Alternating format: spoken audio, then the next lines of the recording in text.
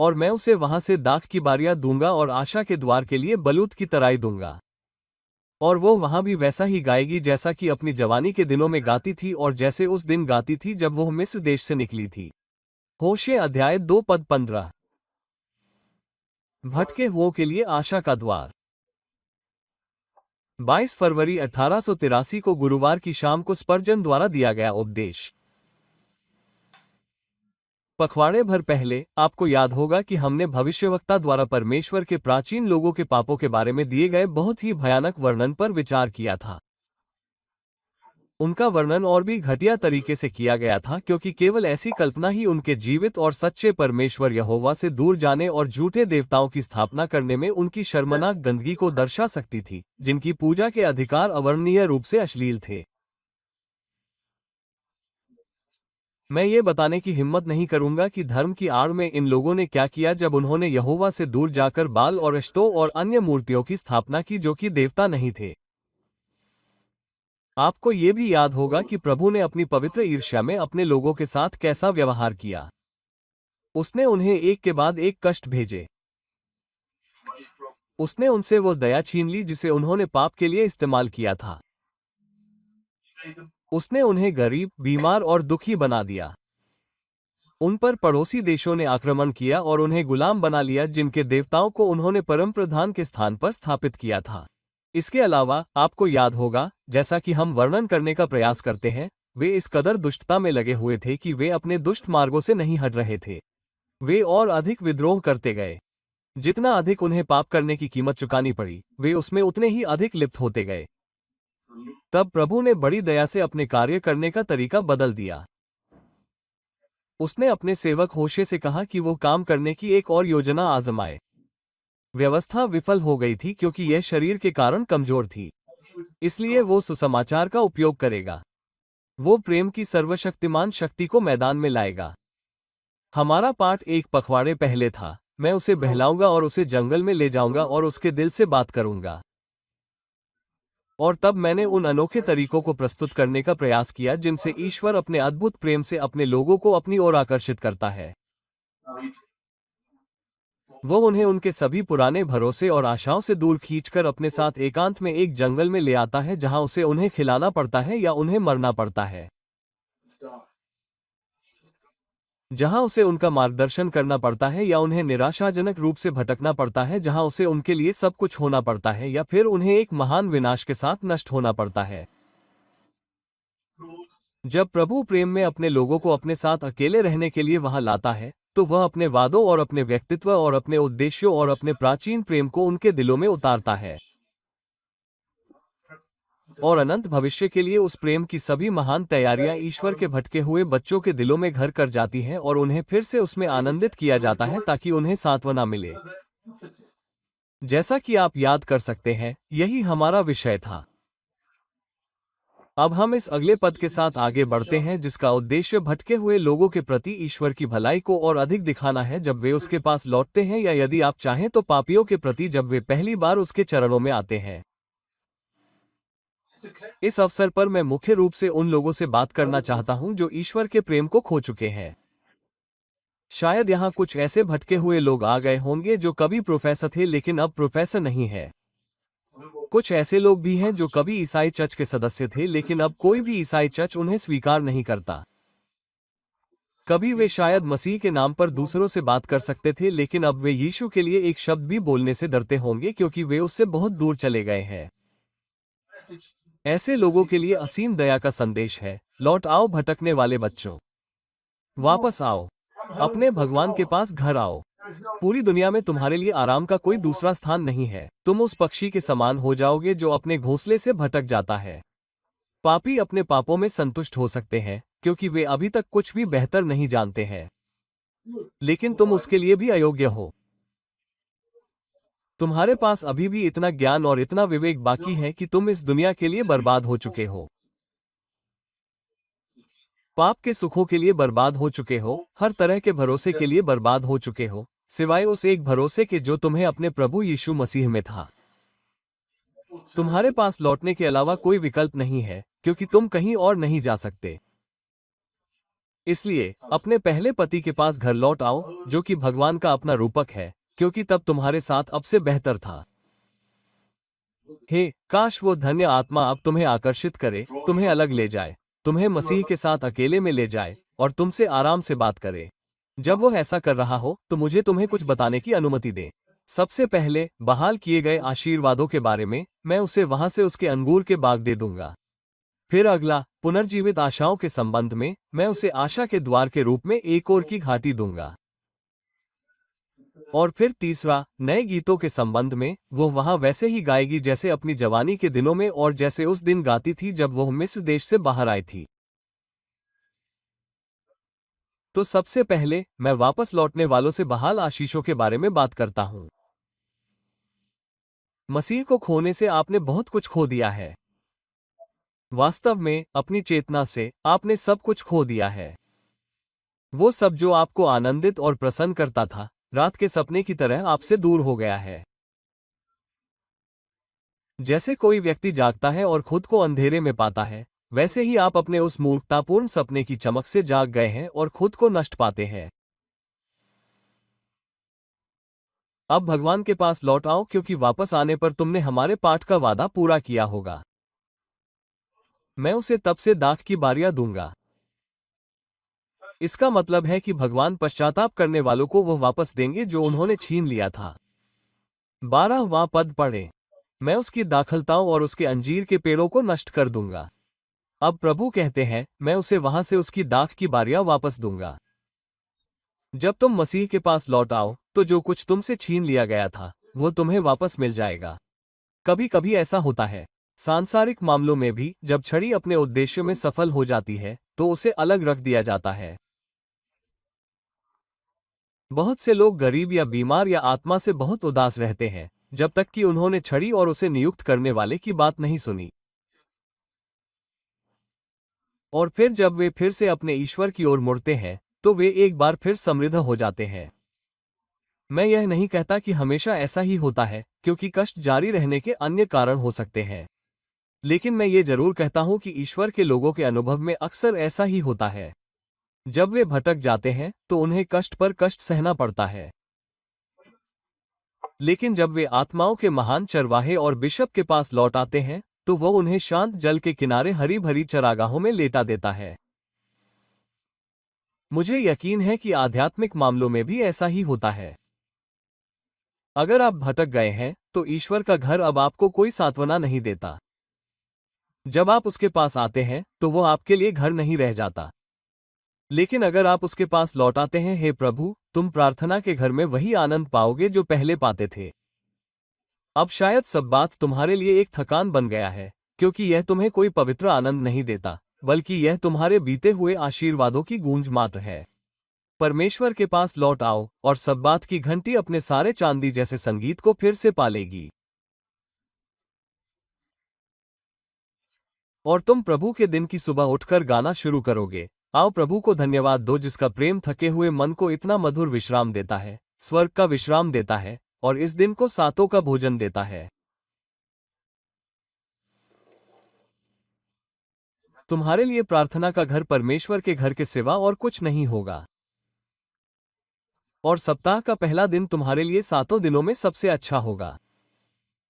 हो सकता है कि तुम बाइबल पढ़ना जारी रखो, लेकिन ऐसा लगता है कि उसमें पहले जैसी दिलचस्पी नहीं रह गई है।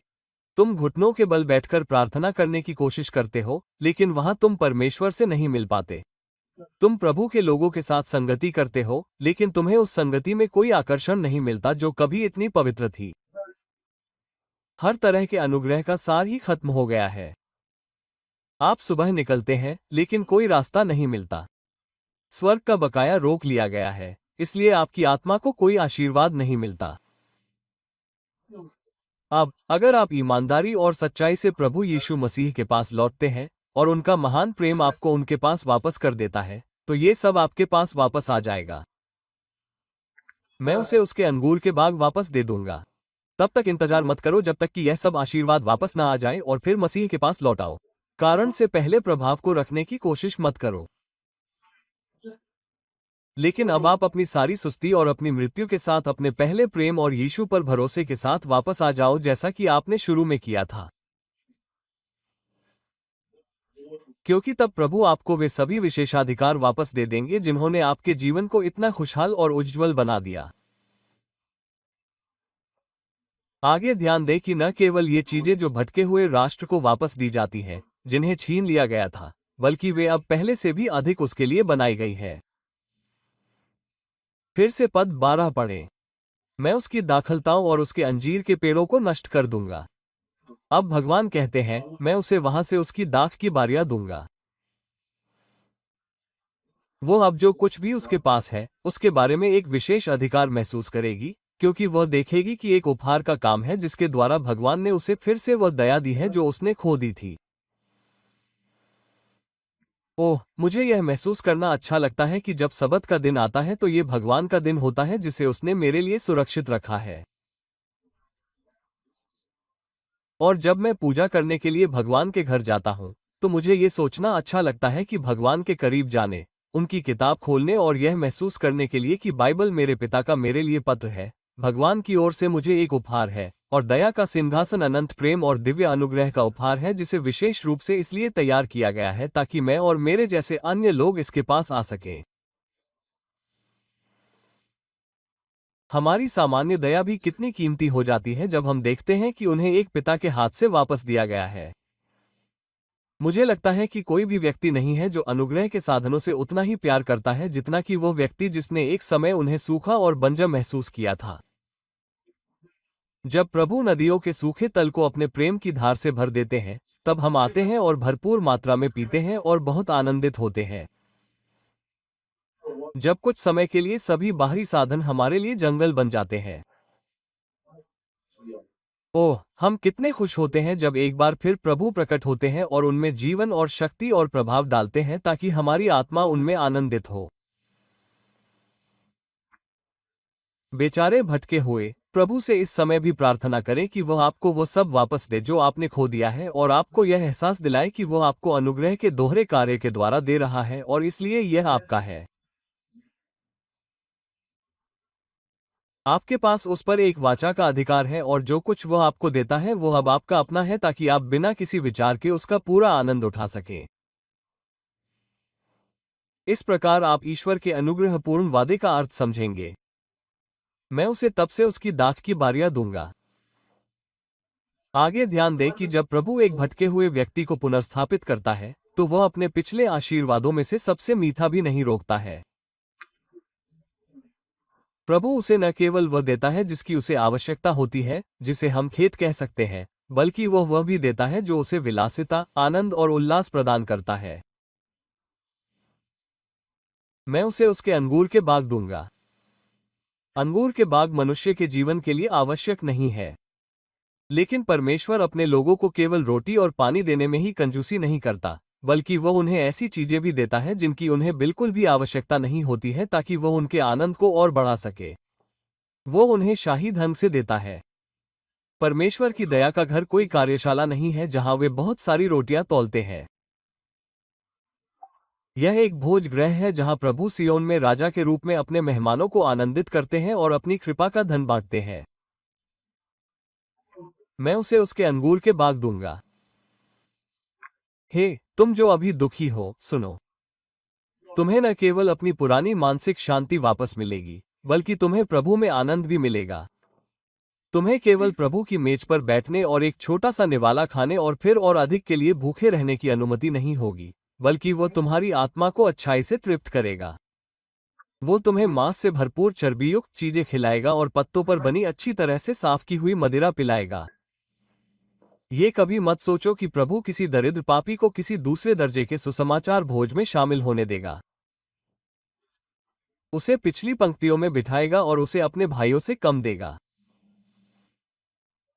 नहीं, भटके हुए के पिता ने उसके लिए मोटा बछड़ा मारा था जिसे उसने अपने बड़े भाई के लिए भी नहीं मारा था।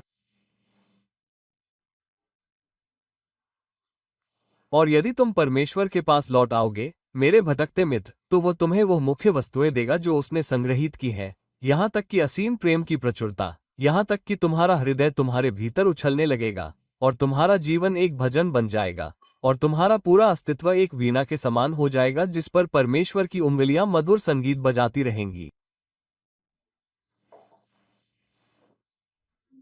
केवल तुम लौट आओ और तुम देखोगे कि तुम्हारे सामने क्या है। अपने पाप में चलते रहो और तुम्हारा मार्ग काला और काला होता जाएगा। तुम्हारे हर कदम पर खतरे और फंदे बढ़ते जाएंगे और अंधेरा 10 गुना गहरा होता जाएगा। परंतु अपने विश्राम की ओर फिरो और मार्ग तुम्हारे पांवों के नीचे और भी समतल हो जाएगा। तुम्हारा हृदय प्रभु में दृढ़ होगा। तुम्हारा मार्ग स्थिर होगा और तुम्हारे मुंह में एक नया गीत होगा, हमारे परमेश्वर की स्तुति। प्रतिज्ञा इस प्रकार है, मैं उसे उसकी दाख की बारियां दूंगा। उसे वो सारा आनंद मिलेगा जो एक छुड़ाई हुई आत्मा को मिलना चाहिए। ओह, यह उन लोगों के लिए कितनी सांत्वना की बात है जो परमेश्वर से दूर हो गए हैं, परंतु जो उसके पास लौटने का निश्चय करते हैं। मैं चाहता हूं कि आप इस पहली बात को छोड़ने से पहले ये भी ध्यान दें कि कहा गया है कि मैं उसे वहां से उसकी दाख की बारियां दूंगा, जिसका अर्थ है कि मैं सोचता हूं कि परमेश्वर ये आशीषें उस जंगल में देता है जहां वो उसे आकर्षित करता है। वो उसे उसके दाख की बारियां उस एकांत में देने का वादा करता है जहां वो उसे आकर्षित करता है, जब वो उसे उसके सभी सांसारिक भरोसे से दूर ले जाता है ताकि वो उसके साथ अकेला हो सके। और ध्यान रहे, वहां से दी गई दाख की बारियां दुनिया की 10,000 दाख की बारियों के बराबर होंगी। मेरा कहने का तात्पर्य यह है कि जो आनंद केवल मसीह में पाया जाता है, वही सच्चा आनंद है, जिसका एक कण भी संसार के आनंद से बढ़कर होगा। बगीचे से उत्पन्न आनंद बगीचे के सूखने पर मर जाता है, परंतु जंगल में दिया गया आनंद सूखी भूमि से निकली जड़ के समान है, इसलिए वो कभी अपनी नमी नहीं खो सकता। वो कभी नष्ट नहीं हो सकता, क्योंकि वो ऊपर से पोषित होता है, नीचे से नहीं। सृष्टि में जो आनंद मुझे मिलता है, वो उस सृष्टि के साथ ही मर जाता है जिससे वो उत्पन्न होता है। परंतु सृष्टिकर्ता मसीह से जो आनंद मिलता है, वो उसी के समान है जिससे वो उत्पन्न होता है। वो कभी समाप्त नहीं हो सकता। मैं उसे तब से उसकी दाख की बारियां दूंगा, अर्थात मैं उसे हानियों से लाभ, क्रूस से उसके मुकुट और पसीने से उसकी मिठास दिलाऊंगा। मैं उसे शेर से शहद दिलाऊंगा। मैं उसे मसीह की मृत्यु से जीवन दिलाऊंगा। मैं उसे उसके सभी दुखों से स्वर्ग दिलाऊंगा। मैं उसे तब से उसकी दाख की बारियां दूंगा। मैं चाहता हूं कि यहां उपस्थित सभी लोग जो बहुत प्रसन्न हैं, अपने आप से पूछें, मेरे आनंद का रहस्य क्या है? क्या मैं प्रभु में आनंदित हूं? या मेरा आनंद दुष्टों के आनंद के समान है जो अनाज, दाखमधु, तेल और इन नाशवान वस्तुओं की बहुतायत पर अपना जीवनयापन करते हैं? क्या इस समय मुझे शांति है? तो फिर मेरी शांति किस पर आधारित है? क्या यह किसी ऐसी चीज पर आधारित है जिसे मैं देख सकता हूं, चख सकता हूं और दुनिया की चीजों को छू सकता हूं? यदि ऐसा है, तो यह अंततः मुझसे दूर हो जाएगी। लेकिन अगर मुझे वो खुशी मिलती है जो मेरे प्रभु मसीह से आती है, जो मेरे लिए सब कुछ बन गया है, तो मेरे पास वह शांति है जिसे मैं मृत्यु के लेख में और साथ ही जीवन की परीक्षाओं में भी पकड़ सकता हूं और दृढ़ता से पकड़ सकता हूं। मैं उसे तब से उसकी दाख की बारियां दूंगा। बेचारे पापी आओ। तुम्हारी चाहे जो भी दुखद स्थिति हो, प्रभु तुम्हें स्वयं में आनंद दे सकते हैं। तुम्हारी आत्मा में जो भी आनंद समा सकता है, वो तुम्हें तब दे सकते हैं जब वो स्वयं के साथ अकेले हो। बेचारे पापी, यदि तुम अपने पापों के कारण बहुत दुखी हो और यदि बाहरी परीक्षाएं तुम्हें बहुत अधिक परेशान कर रही हैं, तो प्रभु तुम्हें अपने आप में आनंद दे सकते हैं। प्रभु तुम्हें वो आनंद दे सकते हैं जो तुम्हारे हृदय को भर देगा और केवल उन्हीं से ही बह निकलेगा। यदि तुम उनके पास आओगे, तो वे तुम्हें आने का संकल्प दे सकते हैं। काश तुम अपने पूरे हृदय से उनके चेहरे को खोजते और उनमें निवास करते। उनकी पवित्र आत्मा तुम में यह अनुग्रह उत्पन्न करे और सारी महिमा उन्हीं की हो। यहां बहुत से लोग जानते हैं कि ये दाख की बारियां क्या हैं जो प्रभु अपने लौटने वाले लोगों को देते हैं। मैं तुम्हें कुछ ऐसी दाख की बारियों के बारे में बताऊंगा जिनमें मैं स्वयं रहा हूं और मैं अपने जीवन भर उन दाख की बारियों में रहना चाहता हूं। उनमें से एक प्रार्थना द्वारा ईश्वर तक पहुंचना है। भटकने वाला ईश्वर से दूर हो जाता है। वो प्रार्थना द्वारा ईश्वर के निकट नहीं आ सकता, लेकिन जब वो उद्धारकर्ता के पास लौटता है, तो वह पाता है कि दया का सिंहासन अभी भी खुला है और वो ईश्वर से वैसे ही बात कर सकता है जैसे कोई अपने मित्र से बात करता है। वो दाख की बारी है जिसमें सबसे मीठे गुच्छे होते हैं। दूसरी दाख की बारी ईश्वर के साथ संवाद की है।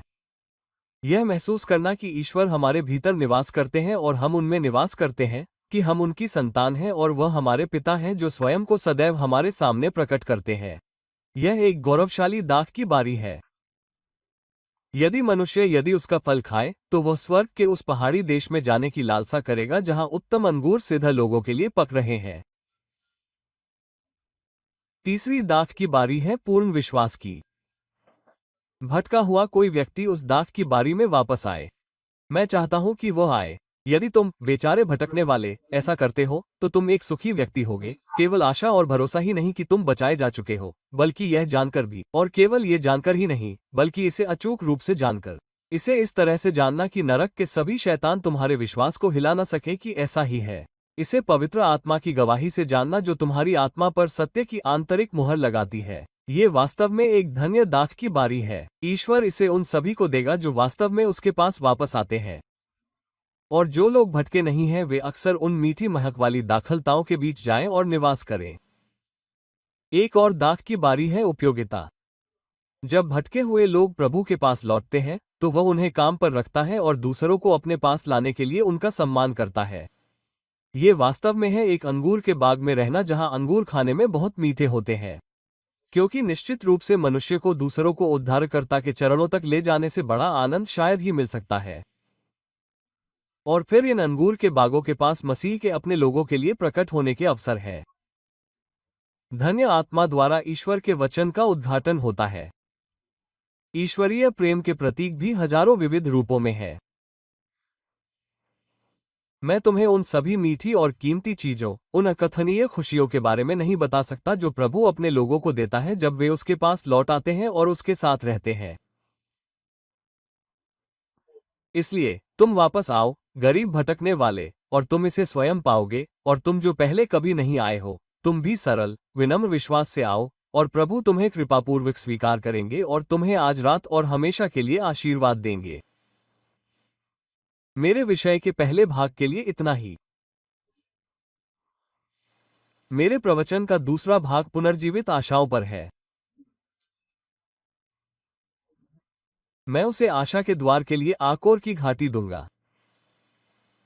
आकोर की यह घाटी क्या थी? यह उनके दुश्मनों पर उनकी पहली जीत का स्थान था। यह था यरदन नदी पार करने के बाद इस्राएलियों ने जिस पहली भूमि पर प्रवेश किया, वो यरीहो की दीवारें ढह गईं। ताड़ के पेड़ों वाले शहर के पास ही एक और की उपजाऊ घाटी थी। यदि इजरायली फिर से वापस जाना चाहते थे तो उन्हें यरदन पार करने पर उसी दरवाजे से फिलिस्तीन में प्रवेश करना होगा। उनके लिए सबसे महत्वपूर्ण स्थान अकोर की घाटी थी, जिसके पहले क्षेत्र पर उन्हें कब्जा करना था यदि वे शेष भूमि को जीतना चाहते थे। और निश्चित रूप से इस रूपक का आध्यात्मिक अर्थ यह है, जब भटके हुए लोग उसके पास लौटेंगे तो प्रभु उन्हें अपनी कृपा का एक नया एहसास देगा। पुरानी खुशी की भावनाएं, उनके पहले प्यार की चेतना वापस आ रही है। उनका पहला सरल विश्वास पुनर्जीवित हो रहा है। जो कुछ पहले उनका था उसे फिर से अपने कब्जे में लेना उनके लिए आशा का द्वार होगा कि वे समय के साथ पूरी भूमि पर कब्जा कर लेंगे। मैं तुमसे कहता हूं भाई, अपने पहले दिनों में वापस आना बहुत ही धन्य बात है। यदि हम आगे बढ़ते रहें और ईश्वर की इच्छा के अनुसार प्रगति करते रहें तो हमारे पहले दिनों से भी बेहतर दिन आ सकते हैं, लेकिन हालांकि वे कुछ मायनों में गहरे और कठिन हो सकते हैं। हालांकि मुझे नहीं पता कि क्या हम सभी अपने धर्मांतरण के पहले दिनों को बहुत अच्छी यादों और कुछ पछतावे के साथ याद नहीं करते हैं। अन्य दिन सामान्य प्रचलन में सिक्कों की तरह अस्पष्ट हो गए हैं। लेकिन जहां तक मेरा सवाल है, मेरे आध्यात्मिक जीवन का वह पहला दिन मेरी स्मृति में उतना ही स्पष्ट और ताज़ा और तीखा है जितना कि जब वह पहली बार समय की टकसाल से निकला था। ओह, उस पहले आनंद का आनंद जब यीशु ने मुझसे कहा, मैं उसका हूं और मेरा प्रिय मेरा है। आराम का वो पहला पल जब मेरे कंधे से बोझ उतरा, मैं उसे कभी नहीं भूल सकता। मैं इस पल उसे याद किए बिना नहीं रह सकता और यह कहने का ये बहुत ही प्यारा तरीका है कि प्रभु तुम्हें वो पहली घाटी वापस देगा जिसमें तुम तब आए थे। वो एक और की घाटी जहां तुमने पहली बार कदम रखा था और तुम फिर से वैसा ही महसूस करोगे जैसा तुमने तब महसूस किया था। एक और उदाहरण के तौर पर, हालांकि अब तुम कोढ़ से ग्रस्त हो, तुम्हारा शरीर फिर से एक छोटे बच्चे के शरीर की तरह हो जाएगा। तुम्हें ऐसा लगेगा जैसे तुम अपने आध्यात्मिक जीवन की फिर से शुरुआत कर रहे हो। वो तुम्हारे लिए आशा का द्वार होगा, क्योंकि तुम खुद से कहोगे, निश्चय ही प्रभु ने मुझ पर दया की है। वो मुझे उसी स्थान पर वापस ले आया है जहां उसने मुझे पहली बार आशीर्वाद दिया था। उसने मुझे वैसा ही महसूस कराया जैसा मैंने तब महसूस किया था, और वो मुझे उसी सरल विश्वास तक ले आया है जिसका मैंने अपने आध्यात्मिक जीवन की शुरुआत में अभ्यास किया था। इसलिए मुझे विश्वास है कि वो अब मुझे शक्ति से शक्ति की ओर ले जाना चाहता है, ताकि जैसे जैसे मैं आकोर पर कब्जा करूं, मैं बाकी की सारी भूमि पर कब्जा कर सकूं और वाचा के सभी आशीर्वाद मेरे हों। इस भटके हुए व्यक्ति की बात सुनो और आशा का संचार करो। ईश्वर तुम्हें ऐसा करने में सहायता करे और उसके पास लौट आओ, क्योंकि वो तुम्हें आशा के द्वार के रूप में बलूत की घाटी देगा। लेकिन हम ये भूल नहीं सकते कि एक और घाटी का नाम संकट का प्रतीक है। तुम अपनी बाइबल के हाशिए पर यहोशू 7:26 को देखो और तुम पाओगे कि यह संकट की घाटी थी। और संकट इस तरह आया। जब यरीहो की दीवारें गिर गईं, तो एक आन या अकर या आकोर था जिसने लूट का कुछ हिस्सा लिया, जिसे या तो ईश्वर को समर्पित किया जाना था या फिर नष्ट कर दिया जाना था। इससे पहले कि इस्राएल के लोग ईश्वर का आशीर्वाद पा सकें, उन्हें इस अपराध के दोष से खुद को मुक्त करना था। वे युद्ध के लिए निकले और में हार गए। फिर उन्हें खोज और खुदाई करनी पड़ी, और अंत में उन्हें सुंदर बेबीलोन का वस्त्र और 200 शेकेल चांदी और सोने की कील मिली। और फिर वे आकान और उसके सब लोगों को आकोर की घाटी में ले गए और उन्हें नष्ट करके जला दिया और पत्थरों के एक बड़े ढेर के नीचे दबा दिया। आकोर की वह घाटी वास्तव में संकट की घाटी थी। लेकिन जब यहोशू और सारे इस्राएल ने खुद को बुराई से शुद्ध कर लिया, तो यह उनके लिए आशा का द्वार बन गया। तो प्रिय मित्रों, जब आपने और मैंने अपने आध्यात्मिक जीवन की शुरुआत की, तो बहुत समय नहीं बीता था कि हमारी खुशी खराब हो गई थी। पाप अभी भी हमारे दिलों में था और जल्द ही वो फूट पड़ा। ऐसे बहुत से पापी हैं जो शांति पाना चाहते हैं, जो मुझे लगता है कि अपने दिलों को बिल्कुल गलत तरीके से खोज रहे हैं। वे अपने अंदर की हर अच्छी चीज को खोज रहे हैं, लेकिन ये समय की बर्बादी है। उचित काम यह है कि अपने दिलों को उन बुरी चीजों के लिए खोजें जो आपके अंदर है, जैसा कि इस्राएल ने आकान के मामले में किया था, जब उन्होंने चिट्ठी डाली ताकि परमेश्वर की इच्छा जानी जा सके और उसकी आत्मा अपराधी को प्रकट कर सके, और तब तक खोजते रहें जब तक कि बुराई न मिल जाए और वो चीज न मिल जाए। आप ऐसा क्यों कहते हैं? मैं पहले से ही अपने पापों को काफी हद तक देख सकता हूं। क्या आप कर सकते हैं? मेरा मानना है कि अधिकांश पापियों का दोष ये है कि वे अपने पापों का आधा भी नहीं देख पाते। ओह, लेकिन तुम चिल्लाते हो, मैं इतना देख रहा हूं कि मैं निराश हो रहा हूं। काश तुम इतना देख पाते कि तुम दुगुनी निराशा में पड़ जाते। क्योंकि जब कोई व्यक्ति अपने आप से दिल से और पूरी तरह निराश हो जाता है, तभी वो मसीह में आशा रखने लगता है। लेकिन बहुत से लोग अपने आप में कुछ अच्छाई खोजने की कोशिश करते हैं, और वे पूरे शिविर में खोजबीन करते हैं ताकि उन्हें कोई बड़ी कीमत मिल जाए। मेरा विश्वास करो, तुम्हारे मन में शुद्ध सोने का एक दाना भी नहीं है। पूरे इस्राएल के शिविर में कुछ भी ऐसा नहीं है जो खोजने लायक हो। तुम जितना भी खोदो, तुम केवल वही बुरी चीज खोज पाओगे जिस पर ईश्वर का श्राप टिका हुआ है। बहुत से पापी हैं जो आशा का द्वार नहीं खोज पाते क्योंकि वे किसी बुरी चीज से चिपके रहते हैं। उदाहरण के लिए, वो व्यक्ति है जो मजबूत शराब से चिपका रहता है। वो कभी भी ईश्वर के साथ शांति नहीं पा सकता है, जबकि शायद 6 महीने में एक बार वो सही तरीके से घर चल पाता है। वो प्रभु के प्याले और शैतान के प्याले से नहीं पी सकता। एक और व्यक्ति है जो कुछ गुप्त पाप कर रहा है। मैं यह नहीं कह सकता कि वो क्या है, लेकिन वो जानता है। फिर भी वो कहता है कि वो ईश्वर के साथ शांति पाने की कोशिश कर रहा है। अरे महोदय, जब तक आप उस अधर्म से चिपके रहेंगे, तब तक आप इसे कभी प्राप्त नहीं कर सकते। आपको बुरी चीज को काट देना चाहिए, चाहे वो आपका दाहिना हाथ ही क्यों ना हो। आपको उसे उखाड़ फेंकना चाहिए, चाहे वो आपकी दाहिनी आंख ही क्यों ना हो। यहाँ एक व्यक्ति है जो व्यवसाय में कुछ ऐसा करता है जो उसे नहीं करना चाहिए। और यहाँ एक और व्यक्ति है जो स्वीकार करता है कि वो वही करता है जो उसे करना चाहिए। वे सोचते हैं कि ईश्वर उनकी शर्तों पर उनके साथ शांति बनाएगा, लेकिन वो पापियों के साथ तब तक कोई समझौता नहीं करता जब तक कि वे अपने पापों को त्याग न दें और केवल मसीह पर भरोसा न करें। ईश्वर आपको नहीं बचाएगा और आपको अपने पापों को बचाने नहीं देगा। यह वो स्थान नहीं हो सकता जहां कोई व्यक्ति ईमानदारी से हर जानबूझकर किए गए पाप के विचार को छोड़ दे और ईश्वर की आत्मा की मदद से वह सब कुछ त्याग दे जो उसे बुरा लगता है। उसके लिए आशा का द्वार होगा। वो स्थान जहां वह अपने पापों के कारण परेशान होता है, जहां उसका विवेक उसके लिए परेशान और चिंतित रहता है। वो स्थान जहां वह अपने पापों को दूर रखता है और उन्हें दफनाता है और उन पर पत्थर जमा करता है क्योंकि वो उनसे घृणा करता है। यही वो स्थान है जहां परमेश्वर आकर अपने अनुग्रह की परिपूर्णता में उस पर प्रकट होगा। मैं उसे आशा के द्वार के लिए बलूत की घाटी दूंगा। अनुग्रह का स्थान और शुद्धिकरण का स्थान, ताड़ना का स्थान और पाप से दूर होने का स्थान। यह वो स्थान है जो पाप से भटकने वालों के लिए आशा का द्वार बनेगा। अब प्रियजन, हम अपना सारा समय द्वार के बारे में बात करने में नहीं बिताएंगे और आशाओं को भूल जाएंगे। लेकिन उस द्वार से आने वाली आशाओं का वर्णन कौन कर सकता है? इस जीवन के हर संघर्ष में सुरक्षित और स्थिर रहने की आशा, मसीह के साथ अनंत विश्राम में प्रवेश करने की आशा, मृतकों में से पुनरुत्थान की आशा, मसीह के साथ शरीर और आत्मा के लिए अनंत महिमा की आशा, अनंत काल तक। वे सभी आशाएं जो तुम्हारे पतन के कारण नष्ट हो गई थीं, वे तुम्हारे पास वापस आएंगी और आशा से भरकर तुम्हारी आत्मा अकथनीय और गौरवपूर्ण आनंद से भर जाएगी। मेरे पास अंतिम बिंदु पर विचार करने के लिए केवल 1 या 2 मिनट हैं जिस पर कोई 1 घंटे तक बोल सकता है। वो है नए गीत। प्रिय मित्रों, आपने देखा होगा कि जब भी लोग मसीह से दूर हो जाते हैं तो वे सच्चे विश्वास के सभी संगीत से दूर हो जाते हैं। थोड़ा धर्म बहुत दुखदाई होता है।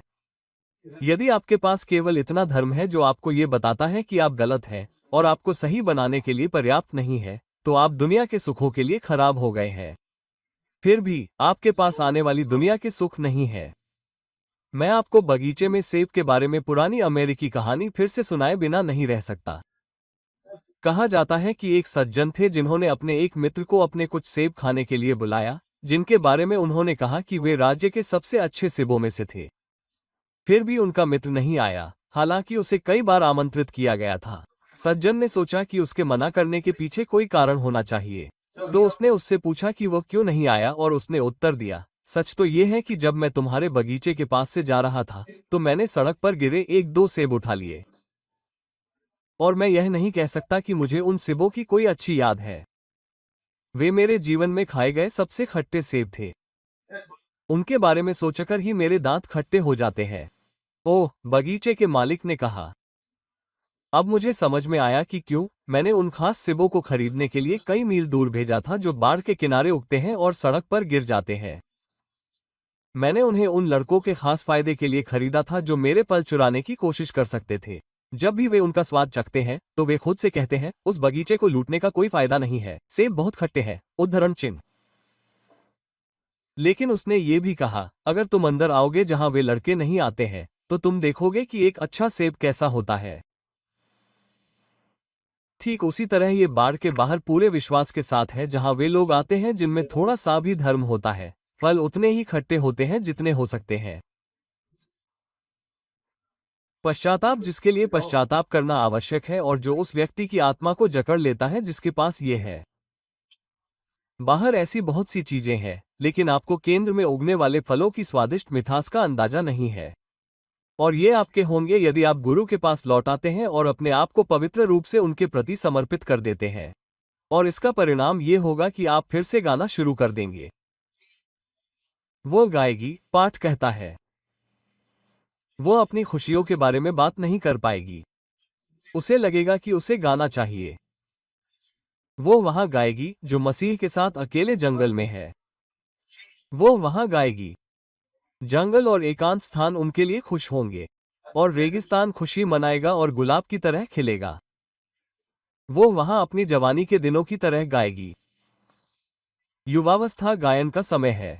युवा धर्मांतरित आमतौर पर गीत से भरे होते हैं, और अगर हम अपने प्रभु से दूर जाने के बाद उनके पास लौटते हैं तो हम अपने आध्यात्मिक बचपन के गीतों को वापस पालेंगे, साथ ही साथ वे सभी अच्छी चीजें भी जो हमारे साथ थीं जब हमने पहली बार प्रभु को जाना था।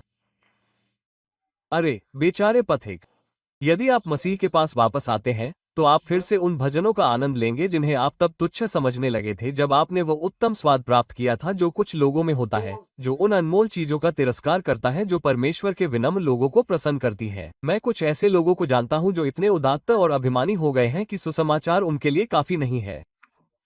वे अपनी अनमोल बुद्धि और अपनी अद्भुत संस्कृति के अनुरूप कुछ और अधिक परिष्कृत चाहते हैं।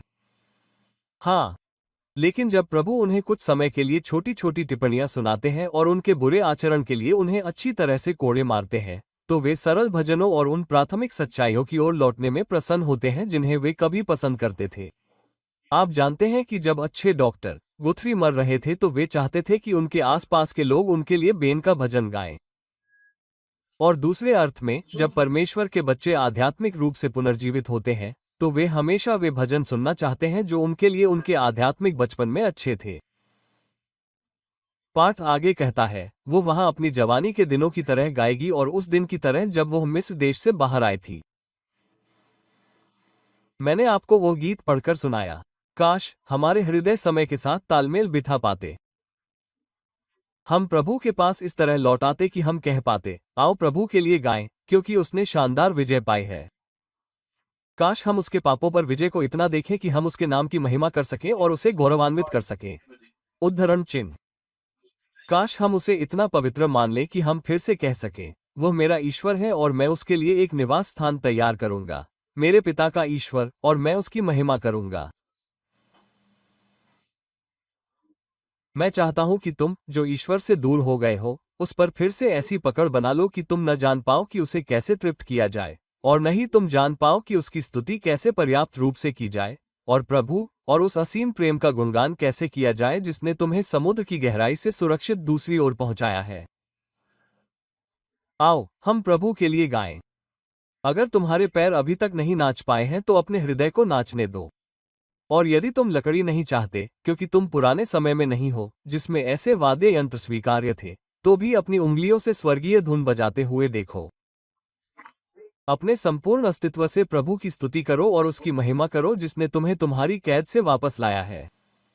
यदि तुमने पहली बार उसके पास आने पर उसे आशीर्वाद दिया था, तो अब जब तुम दूसरी बार उसके पास आने को हो तो उसे और भी अधिक आशीर्वाद दो। यदि तुमने पहली बार रक्त से भरे फव्वारे में डुबकी लगाने पर उसकी स्तुति की थी, ओह, अब जब वो आकर तुम्हारे पैर धोएगा जो उससे बहुत दूर भटक गए थे, तो उसे और भी अधिक आशीर्वाद दो।